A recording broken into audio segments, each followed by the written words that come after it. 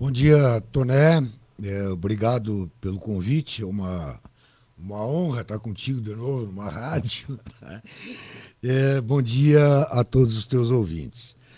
Toné, nós iniciamos com esse projeto da olivicultura lá em 2005, estudando muito.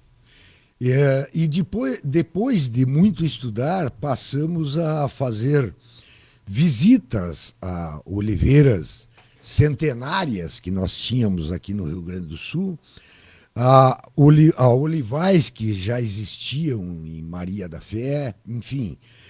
E depois visitamos muitos pomares na América do Sul e nos principais países produtores, aonde antes de iniciarmos nós já fazíamos uma parceria com duas universidades da Itália, que é a Universidade de Marche, que fica em Ancona, e a Universidade da Perúdia, que fica na Perúdia. E a partir dali começamos a desenvolver estudos, junto com a preciosa colaboração do Departamento de Solos da Universidade Federal do Rio Grande do Sul, e passamos a perceber que seria possível viabilizar essa cultura aqui no Rio Grande do Sul, principalmente levando em consideração duas condições que talvez até três condições que pareciam bastante adversas. Veja que a oliveira nasceu lá pela Pérsia, ela ficou muitos anos e se desenvolveu nos países árabes. Depois, com as migrações mouras, elas foram para o Mediterrâneo. E lá no Mediterrâneo, a olivicultura foi organizada pelo Império Romano. Mas tudo isso que eu falei se encontra dentro de um solo extremamente pobre e alcalino. Isso é o que nós temos no Mediterrâneo. O que nós temos na América do Sul? Exatamente o contrário. Nós temos um solo rico, que é a nosso favor, mas ácido, que é contra nós. Né? Então, o que nós. A terceira ainda, como eu disse, pode ter uma terceira variável aí, né? Que seria a precipitação. Enquanto eles trabalham com alguma coisa em torno de 800 milímetros ano, nós aqui em Cachoeira trabalhamos em torno de 1.800 milímetros por ano. Né? Mas isso não se mostrou uma coisa tão desfavorável assim. Então, lá no começo, com o auxílio dessas três universidades principalmente, o que nós vimos? Que o segredo para que a olivicultura pudesse prosperar no Rio Grande do Sul seria nós corrigirmos o pH do solo para um nível, ou para um patamar acima de 6, a uma profundidade mínima de 50 centímetros no solo. Feito isso, se fez uma adequação do nível de fósforo e de potássio. Até potássio, os nossos solos são muito bons, né? Temos, em geral, deficiência de fósforo. Corrigindo isso aí, se conseguiu excelentes resultados. Então, se conseguiu um crescimento rápido da planta, nós conseguimos a entrada em produção de forma bastante precoce. No nosso primeiro pomar aqui, com 3 anos, nós já tínhamos uma pequena colheita, com 4 anos já tínhamos uma colheita muito boa, enfim. E depois, sem conhecermos muito azeite de oliva, nós começamos a Oliva Sul começou a se aventurar e mandar algumas amostras do nosso azeite para concursos internacionais, principalmente para o Guia Flosole na Itália, onde, para nossa surpresa, já na nossa primeira safra, nós fomos incluídos entre os melhores extra virgens do mundo. Bom, aí se completou o ciclo. Nós tínhamos tudo para fazer com que essa cultura prosperasse. Bom, Lá, agora, Toné, eu vou te pedir desculpa, mas eu não tenho bem certeza se foi em 2010 que houve a primeira abertura da colheita. Tu falaste aí que é a 13ª abertura agora, Essa né? é a 13ª. Então, Talvez tenha um ano não não, tenha então, acontecido. não. Então, eu me enganei. Foi há 13 anos atrás, Certo. tá? Tá. Peço desculpa. Então, há 13 anos atrás, a Olivas do Sul, então, sediou a primeira abertura da colheita, aonde nós consideramos ter sido o pontapé inicial para que a olivicultura pudesse deslanchar no estado do Rio Grande do Sul. Nós tivemos a presença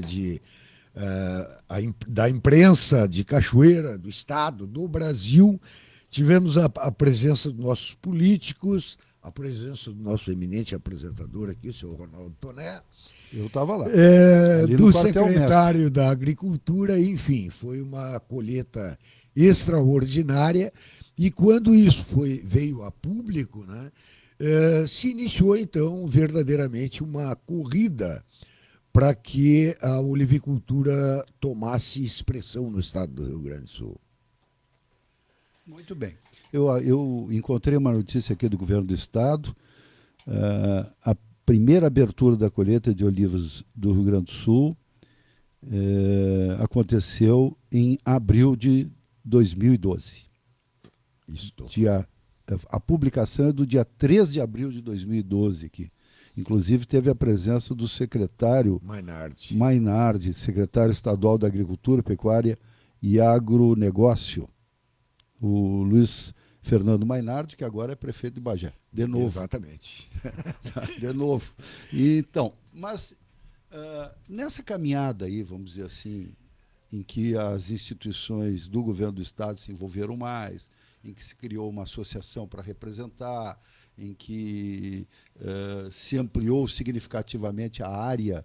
Eu vi, não sei se li errado, mas que nós estamos em torno de 6 mil hectares de oliveiras plantadas, tem quase 400. Com problema, Toné. Opa, então nos explica aí. Assim. Eu tenho dito em algumas entrevistas que, de fato, nós temos em torno de 6 mil hectares plantados. Mas entre ter uma área plantada e um pomar viável, vai uma grande diferença. Tá? Vejam o que eu acabei de falar. Nós temos que ter o pH adequado a uma determinada profundidade, certo? Que seria de meio metro, no mínimo. Exatamente. Tá? Então, o que tem ocorrido?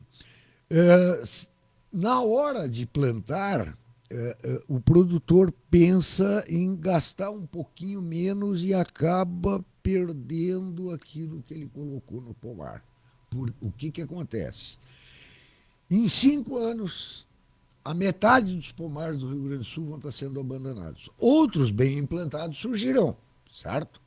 Mas o que acontece? Quando tu não faz, não segue o procedimento adequado, lá pelo quinto, sexto ano, as árvores começam a sentir isso aí. Começam a sentir o pH baixo, começam a sentir a saturação de alumínio no solo, né, que não foi neutralizado, a falta de fósforo, a falta de potássio, enfim. E o pomar, às vezes, até dá uma primeira safra, né?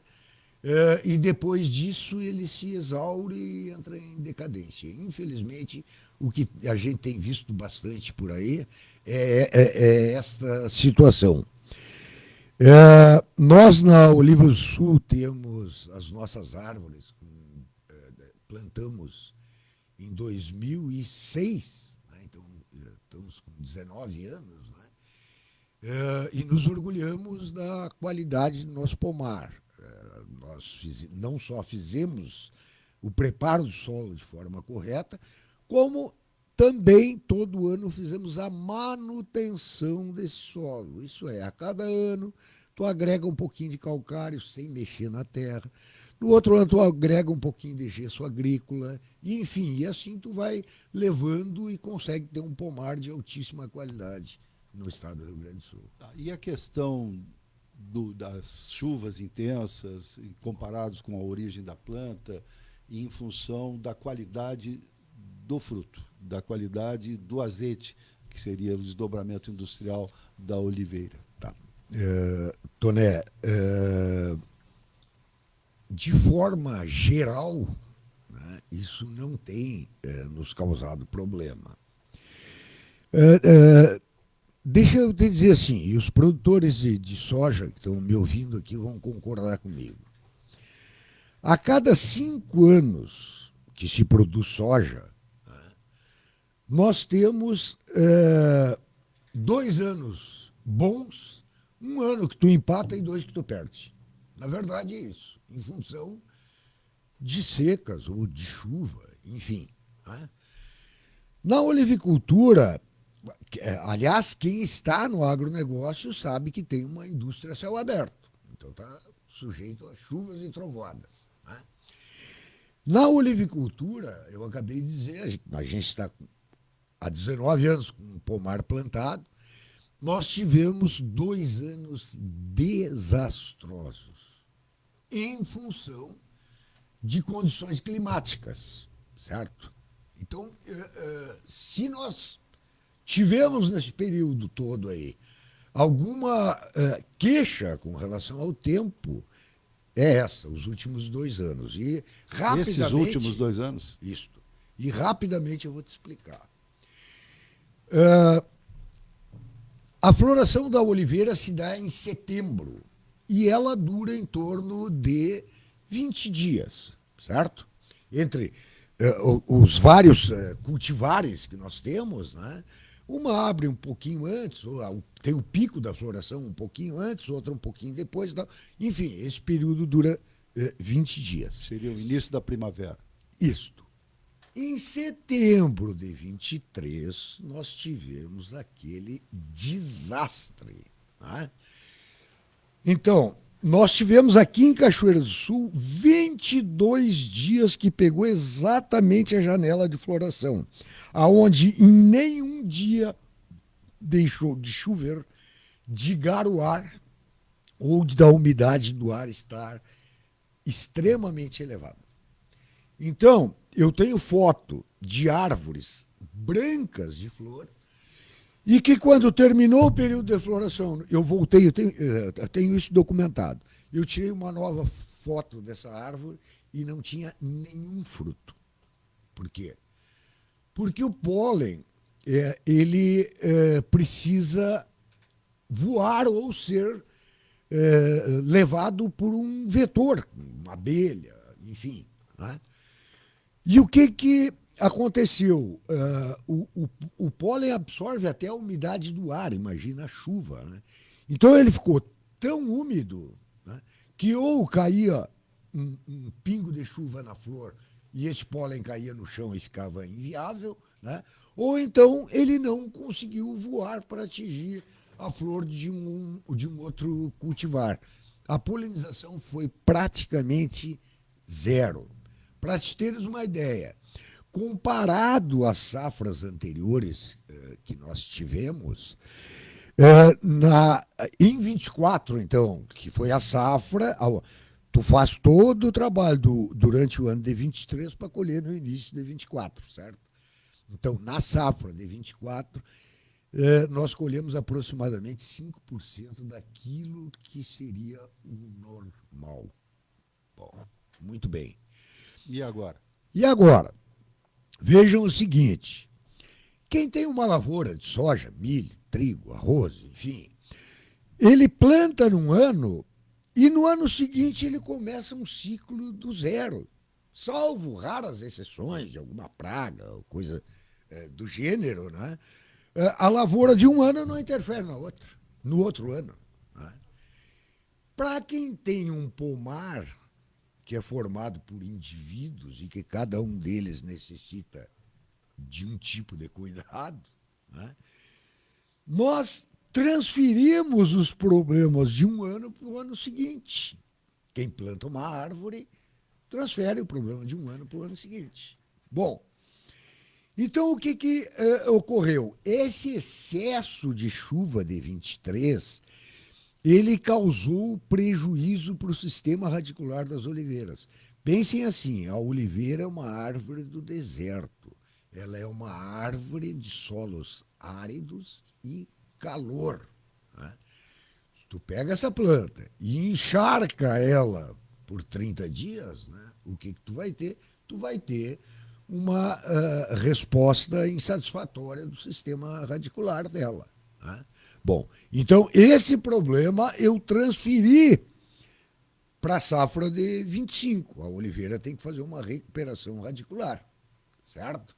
Então, eu estou falando de raiz, eu nem estou falando das radicelas da raiz, que é aquilo que nutre a planta.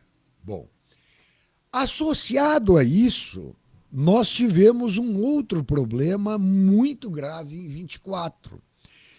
Para te teres uma ideia, quando eu fui visitar um parreiral em São Francisco de Paula, o agrônomo me dizia o seguinte: olha, essa uva aqui tem um entrenó de 5 centímetros, o normal, certo? E o entrenó estava próximo a 10 centímetros. O entrenó da parreira estava próximo a 10 centímetros. Eu digo, mas o que explica isso? Né? Bom, explica que, novamente, a gente não teve aquela catástrofe, né? Mas em fevereiro nós tivemos muita chuva e, principalmente, muitos dias nublados. Vamos repetir, a oliveira é uma árvore do sol. Isso trouxe sérios problemas. Não bastasse isso, terminado aquele período de muita chuva, nós ficamos 40 dias sem ver o sol. Nós olhávamos para o sol e víamos o quê? Uma bola laranja lá em função das queimadas, em função da fumaça. E isso também interferiu de forma muito grave na morfologia e na fisiologia da oliveira. Resultado disso é que agora, na safra que nós estamos realizando agora, nós temos uma produção melhor que a do ano passado. Bom, para isso não precisava de muita coisa, né? Mas ainda uma colheita muito abaixo daquilo que seria o normal. Edson, para a gente poder encaminhar aqui alguém que esteja aí curioso, esteja até pensando, a senhora que está nos ouvindo, mas eu até quero investir nisso, ou acho curioso isso, olhando lá, há tantos anos atrás, há quase 20 anos atrás, esse investimento, essas coisas que foram feitas, esse esforço todo, valeu a pena? Sim, Tomé. Obviamente que nós não estamos num momento adequado para festejar, né? Porque nós temos 2 frustrações de safra consecutivas. Recentes, né? Mas mesmo assim, eu considero que a olivicultura é uma belíssima alternativa para o agronegócio. Bom dia, Auete. Eu estava escutando aqui atentamente a tua explicação sobre os problemas climáticos. Me diga uma coisa, o azeite de oliva gaúcho tem tido nos últimos anos uma aceitação muito grande na Europa, no mercado europeu, até algumas marcas ganhando prêmios. Tu acreditas que esses 2 anos em que tivemos esses problemas climáticos pode afetar a qualidade do azeite gaúcho lá no mercado internacional? Muito boa a tua pergunta. A resposta para isso dá quase um livro, tá? Deixa eu te dizer o seguinte. Não, a qualidade do azeite não se alterou. No ano passado o azeite tinha excelente qualidade, apesar de ser muito pouco. E esse ano também, apesar da safra ser um pouquinho maior que a do ano passado, mas a qualidade do azeite é excepcional. Tá? Na verdade, assim, não é de meu conhecimento que nós estejamos exportando azeite para a Europa ou para qualquer mercado externo. Tá? nós não temos azeite para suprir o mercado interno. Nós produzimos menos de 1% do que se consome de azeite no Brasil, certo? Então, o mercado interno, ele é muito bom. E não tem... veja, 99% é importado. Apesar de ser de qualidade... não é contestável. Duvidosa? Não é nem duvidosa, é uma coisa ridícula, tá, o que acontece, certo? É por isso que Bom, quando vamos nos supermercados aqui da cidade, nós não encontramos as marcas produzidas aqui em Cachoeira do Sul. Nós encontramos marcas de fora do Rio Grande do Sul, ou, como tu disseste, do mercado internacional, e até fico pensando, puxa, mas aqui temos tantas oliveiras, tantas empresas produzindo azeite, mas o mercado interno da cidade de Cachoeira do Sul não tem à venda. Mas veja bem, a Oliva do Sul, como a safra foi muito pequena, em 3 meses nós não tínhamos mais nenhuma garrafa de azeite. Então o mercado ficou desabastecido, porque essa não é um problema da Oliva do Sul, é um problema do Rio Grande do Sul. Tá? Então nós não temos efetivamente disponibilidade de azeite nacional no supermercado. Já vamos entrar no mercado de novo. Bom, agora, tu disseste uma outra coisa ali, que a gente recebe muitos prêmios internacionais. A Oliva do Sul faz 5 anos que não participa de nenhum concurso. Nenhum concurso. Nós ficamos alguns anos participando de concursos internacionais e temos premiação em Nova York, em Dubai, diversas na Itália, na Espanha, na Argentina, enfim. A gente temos mais de 50 premiações internacionais. Mas depois começaram a acontecer algumas coisas nesses concursos que a Oliva do Sul simplesmente se retirou. Nós queremos mostrar o valor do nosso azeite colocando ele na gôndola do supermercado.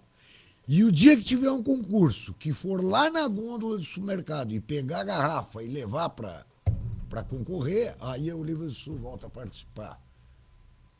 Até lá nós não participaremos mais. E com isso digo tudo e encerro esse assunto. Muito bem. José Alberto Auede, o Beto Auede esteve conosco aqui ao longo desses minutos, né? São poucos para tanto conhecimento, mas nós queríamos marcar essa cultura que é significativa já para o estado do Rio Grande do Sul e que, de certa forma, deve à Cachoeira do Sul iniciativas como do Auede para a sua disseminação. E com certeza vamos trazer ele de novo numa nova oportunidade para ele conversar bastante sobre oliveira, porque é bom esse bate-papo. Eu digo para o Toné que eu quero vir aqui falar de política, ele não me traz. Não, política eu não vou trazer hoje aqui. vamos falar dessa habilidade que o Auede desenvolveu, já homem maduro, né, já depois de realizado profissionalmente como engenheiro, né, ele resolveu fazer esses investimentos. E eu vou dizer, eu me lembro de 2012, daquela primeira colheita, abertura oficial, com presença de autoridades ali no quartel-mestre, na propriedade do Auede, e ele nos brindou com espumante que ele fazia. Ainda temos. E eu disse, olha, eu não sei, não entendo nada de azeite, mas o teu espumante é melhor que esse teu azeite.